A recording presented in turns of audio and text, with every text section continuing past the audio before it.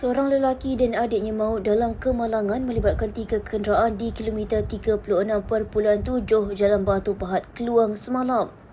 Ketua Polis Daerah Batu Pahat, Asisten Komisioner Syarul Anna Musyaddad Abdullah Sani berkata, Fazli Yuzaini, 30 tahun dan adiknya Irfan Helmi Zainal Abidin, 20 tahun, maut di lokasi kejadian berhampiran Sekolah Menengah Kebangsaan SMK Sri Lalang pada pukul 4.20 petang.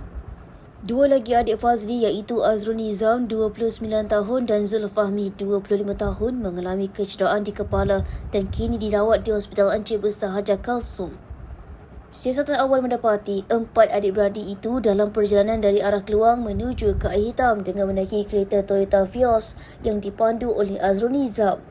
Ketika tiba di lokasi, keadaan hujan lebat telah menyebabkan pemandunya hilang kawalan sebelum memasuki laluan bertentangan dan bertembung dengan kereta Proton Saga dan Volvo XC99.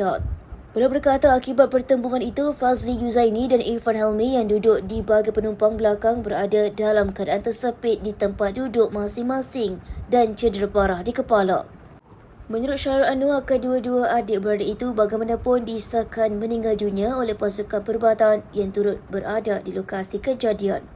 Tambahnya, pemandu kereta Proton Saga, seorang wanita berusia 42 tahun cedera di bahagian kaki kanan, manakala pemandu Volvo XC99, seorang lelaki berusia 35 tahun serta isterinya berumur 34 tahun yang datang dari arah Air Hitam tidak mengalami sebarang kecederaan. Kedua-dua mangsa yang meninggal dunia dirujuk ke Hospital Sultanah Nora Ismail Batu Pahat untuk proses bedah siasat dan kes akan disiasat mengikut Seksyen 41-1 Akta Pengangkutan Jalan APJ 1987.